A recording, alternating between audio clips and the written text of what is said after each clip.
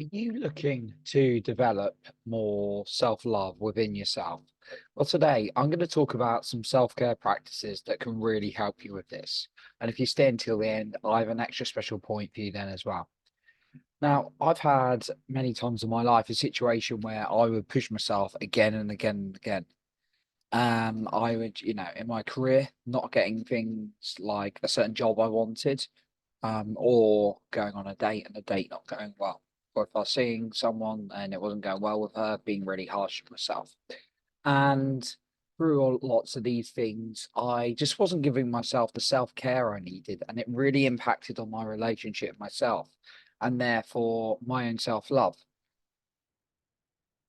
Now, I have to call myself out now and then for doing this now. Sometimes I just get carried away at work and I don't perhaps step back. Yeah, I'm a lot better than I used to be. And what I notice is when I start caring for myself more, I start loving myself more. So my output gets better as a result. Most importantly, the relationship with myself is really key. Now, I always believe there's a balance between caring for yourself and actually doing the work, right? And sometimes, admittedly, there's times where I'm going to need to care for myself more than others. So if I'm going through like a breakup or a job loss, which both things I've experienced, or potentially a challenging business situation, um, that might mean I need a bit more of the self-care, right? Well, sometimes obviously if you go for a certain scenario like a job loss, you might need to take action a bit more as well because you need to get into action depending on your situation. Yeah, I believe it's always a balance, right? And it doesn't mean 50-50. It just means what you need more of because I've seen people and, you know, the best well-intentioned people, very heart caring people are like, I'm working on my self-love. I'm really caring for myself. And I never see them implement anything. Yeah, I've also seen the people burn out because they never care for themselves. And I've done that, right? I've been very guilty of like being so overworking that I don't love myself. So I want you to think of this. This is how I think of it. Think about your relationship with yourself like you're treating someone else, right?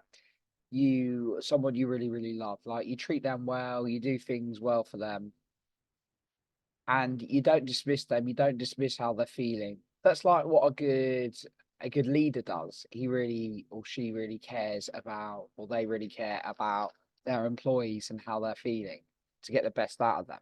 And they genuinely come from a place of care when they're doing that as well.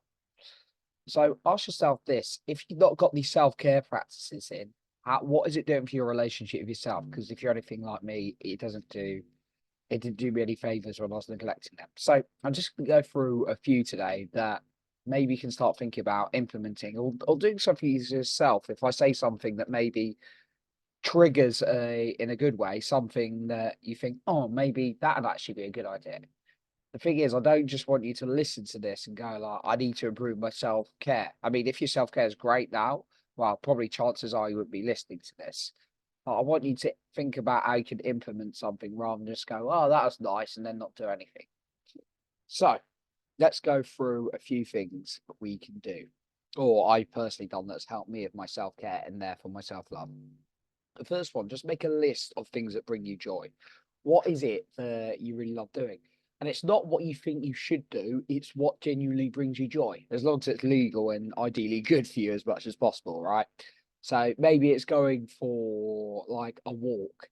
Maybe it's going for like you enjoy watching a certain Netflix series. Like I'm gonna call this one out, right? I enjoy watching a Netflix series now and then, and people like, in this personal growth space, oh, achiever, you shouldn't be watching Netflix, get off Netflix. But if I want to chill like now and then, and I'll watch a Netflix series as well as creating a huge amount of podcasts, I will do that because I like it, I enjoy it, right? But what is it for you? What is it good? Now, obviously, go back to the Netflix things. If you're watching Netflix every day and it wasn't allowing you to be productive, and maybe you were just eating junk food all the time, yeah, that's probably not a good self-care practice. Yeah, think about for you what gives you joy and what's something you can incorporate in. Maybe just like writing, maybe you enjoy meditating. Lots of people don't enjoy meditating. Some people do. Right. What is it for you? Make a list of the things for you specifically that bring you joy. I can't tell you what brings you joy. Only you can. And obviously, like I say, try and make them as pick the healthy things as possible. Because one of the things I used to love doing for most of my 20s is going out and getting very, very drunk. And as much as that gave me temporary joy, it was very harmful and damaging for me mentally and emotionally. Sorry, mentally and physically. And actually also all different senses financially as well, if I'm honest as well, because you spend a lot more. So what are some good things you can do, you can list down that bring you a lot of joy? Okay, the second thing is then start scheduling a couple of those things in. Right, how can you schedule them more into your day? Like for me, I love listening to certain audiobooks. I love reading.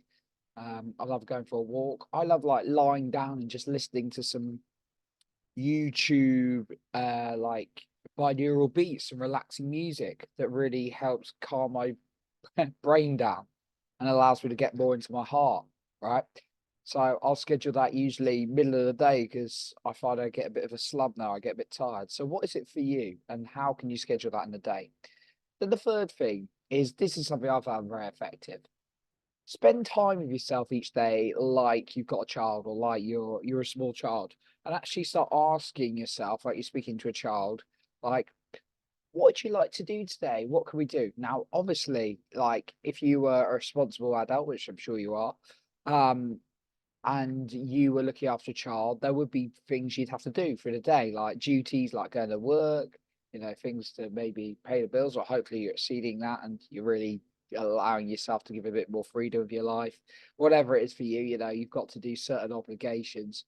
Yeah, if you completely neglected that child every single day, how would they be? They wouldn't have feel a lot of love. So treat yourself exactly the same way. Say, what can we do today and how can we fit that in? That's the third tip I've got for you as well. Okay, so those are some self-care practices that I do.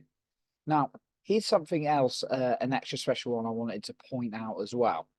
Right, when you I always find like there's going to be emotions in life, right? And one of the things that I've struggled with a lot is stress, just getting like stressed by things, and whether that's like deal with my end of year accounts, or maybe it's just the number of things I've got to do, or I've forgotten something. Right, stress is something that comes up. Now, one thing I did to really sort of help mitigate that is start making a quick what to do at the moment. Right, I try and be proactive as much as possible. I'll sit in the morning, I'll connect to my heart, I'll do a lot of breath work. Yeah, sometimes difficult emotions come up, it's particularly if a difficult event. Now, it's not about getting rid of the emotion because we're human beings. If we don't allow ourselves to feel the negative emotions, how are we going to experience the great emotions on a high level? What I like to do now, and a great book I'd recommend is Letting Go by David Hawkins, is have a little bit of a process that you can put yourself through when something comes up. So if anxiety is coming up, what are you going to do? Because often if it comes up, and I've certainly been there, particularly in my 20s, and a lot of it admittedly was like alcohol induced and just bad eating. Is if I was in anxiety, I've like no plan whatsoever. I'd just be like, I'm anxious, I'm anxious, I'm anxious, right? And now if you've got severe anxiety, obviously go and should go, but it's not always obvious, but you should go seek a professional help, or a severe challenge, like I always say. Yeah, if you're getting a bit of anxiety and your breathing gets fast, what can you do in the moment? Can you do some breathing? Can you go out in nature? Just getting off social media is a good one, which is very hard in this day and age. I'm on there a lot, admittedly. Or maybe if you get angry a lot, maybe you just get angry. What can you do in the moment when anger comes up? What can you do? You could also take some breaths. Maybe you could exercise. Maybe you could talk to someone about it. Just make a real simple action list of what you can do. You could even put it on a note card, because these self-care practices to deal with these emotions, it's very hard when your body gets overwhelmed with the emotion. But if you've got a logical steps in place on what you're going to do when they come up, a self-care kind of practice, that's going to be really beneficial. So I wanted to share that as well. So that's what I got for you today. I appreciate you for being here. You're improving other people's lives for being the best you. And remember, you are in control of your own self-esteem and confidence.